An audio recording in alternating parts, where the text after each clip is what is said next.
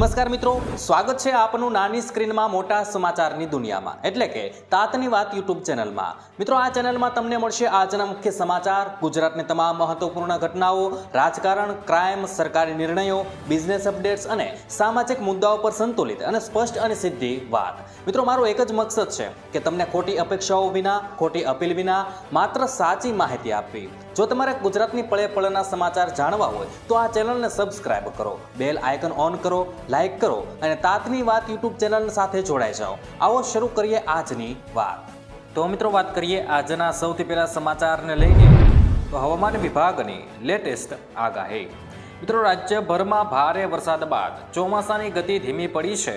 હવામાન વિભાગની નવી આગાહી મુજબ રાજ્યના વિવિધ જિલ્લાઓમાં છૂટાછવાયા સ્થળે હળવાથી મધ્યમ વરસાદ પડી શકે છે।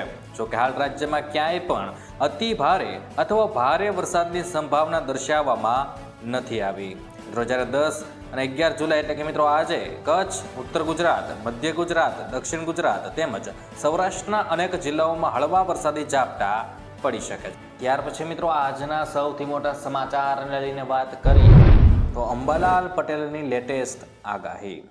મિત્રો, હવામાન નિષ્ણાંત અંબાલાલ પટેલે આગાહી કરી છે કે ગુજરાતમાં આગામી 15 જુલાઈ સુધી વરસાદી માહોલ યથાવત રહી શકે છે અને રાજ્યના અનેક વિસ્તારોમાં વરસાદની શક્યતા છે, જ્યારે કેટલાક વિસ્તારોમાં વરાપ પણ જોવા મળી શકે છે।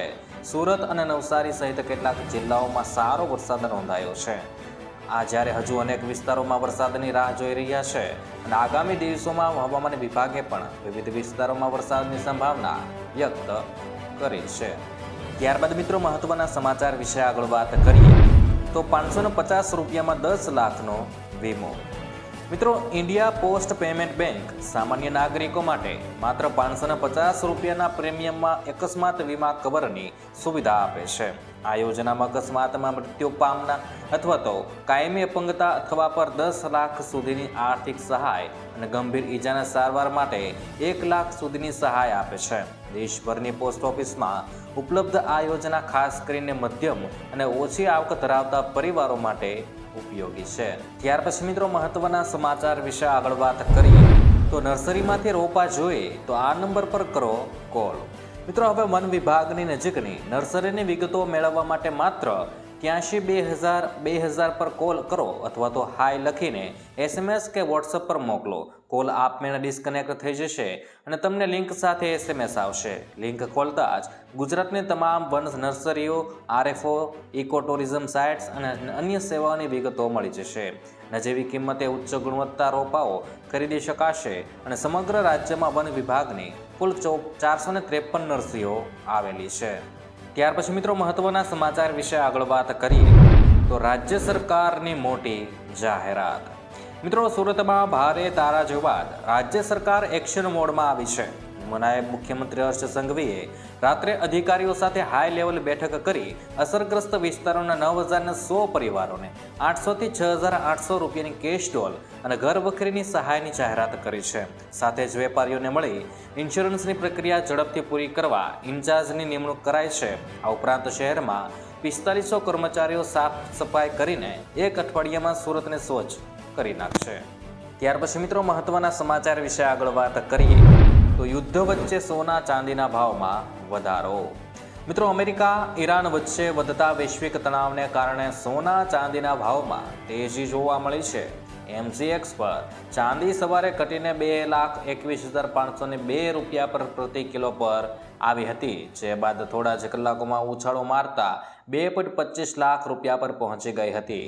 એ જ રીતે સોનું પણ રિકવર થઈ 1,44,356 રૂપિયા પ્રતિ 10 ગ્રામ પર જોવા મળ્યું છે। IBGમાં પણ 24 કેરેટ સોનાના ભાવ વધીને 1,43,372 રૂપિયા થયો છે। ત્યાર પછી મિત્રો આગળ વાત કરીએ તો ગુજરાતમાં ચોમાસાના વરસાદના પ્રથમ રાઉન્ડથી હાહાકાર મચી ઉઠ્યો છે। સૌરાષ્ટ્ર અને દક્ષિણ ગુજરાતમાં વરસાદે તબાહી મચાવી છે। સુરત, નવસારી, જૂનાગઢ, અમરેલી સહિતના વિસ્તારોમાં જળબંબાકાર થયો છે અને લોકોને પૂરની સ્થિતિનો સામનો કરવો પડ્યો છે। ત્યારે હવે આ બધાની વચ્ચે જાણીતા હવામાન આગાહીકાર અંબાલાલ પટેલે વધુ એક નવા વરસાદના રાઉન્ડની શરૂઆત કરી દીધી છે। મિત્રો, ગુજરાતમાં ચોમાસાના આગમન બાદ હવે આગામી દિવસોમાં વરસાદ કેવો રહેશે તે અંગે જાણીતા હવામાન નિષ્ણાંત અંબાલાલ પટેલે 13 જુલાઈથી ઓગસ્ટ માસ દરમિયાન સમગ્ર ગુજરાત રાજ્યમાં વાતાવરણમાં મોટો પલટા સાથે ધોધમાર અને અણધાર્યા વરસાદના વિવિધ રાઉન્ડ આવવાની મહત્વની આગાહી કરી છે. બંગાળની ખાડી અને પશ્ચિમ બંગાળ તરફથી આવતા સાયક્લોનિક વાહનના સક્રિય થવાના કારણે આ મોન્સૂન સિસ્ટમ મજબૂત બનશે અને તેના લીધે ગુજરાતના અલગ અલગ વિસ્તારોમાં ગાજવીજ, તેજ પવન સાથે તબક્કાવાર વરસાદી માહોલ જામવાનો છે. મિત્રો, વિગતવાર સમાચાર મુજબ ગુજરાતના ખેડૂતો અને સામાન્ય જનતા માટે રાહતના સમાચાર સામે આવ્યા છે.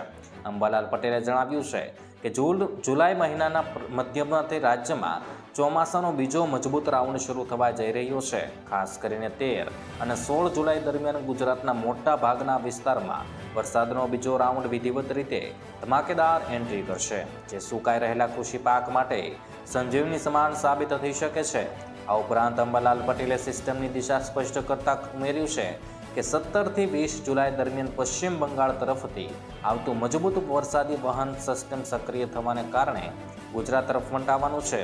આના સિસ્ટમ સક્રિય થવાના કારણે ગુજરાતના પૂર્વ અને દક્ષિણ ભાગો સહિત અનેક જિલ્લાઓમાં ભારેથી અતિ ભારે વરસાદ વરસી શકે છે. જ્યારે મિત્રો જુલાઈના અંતમાં એટલે કે 27 થી 30 જુલાઈ દરમિયાન સમગ્ર ગુજરાતમાં સાર્વત્રિક અને ખૂબ જ સારો વરસાદ થવાની પૂરેપૂરી શક્યતા અંબાલાલ પટેલે વ્યક્ત કરી નાખી છે. મિત્રો, આગામી ઓગસ્ટ મહિનાની શરૂઆત પણ મેઘમય રહેવાની છે. 1 થી 8 ઓગસ્ટ દરમિયાન રાજ્યમાં અણધાર્યો અને ગાજવીજ સાથેનો તોફાની વરસાદ તૂટી પડવાની આશંકા વ્યક્ત કરવામાં આવી છે. એકંદરે જોતા ચાલુ વર્ષે ઓગસ્ટ મહિનામાં ચોમાસું અત્યંત સક્રિય રહેશે અને સારા વરસાદ થવાની પ્રબળ સંભાવના હોવાથી જળાશયોમાં પાણીની આવક વધશે. તંત્ર દ્વારા પણ આગાહીને પગલે સાવચેતીના પગલાં લેવાની તૈયારીઓ શરૂ કરી દેવામાં આવી છે.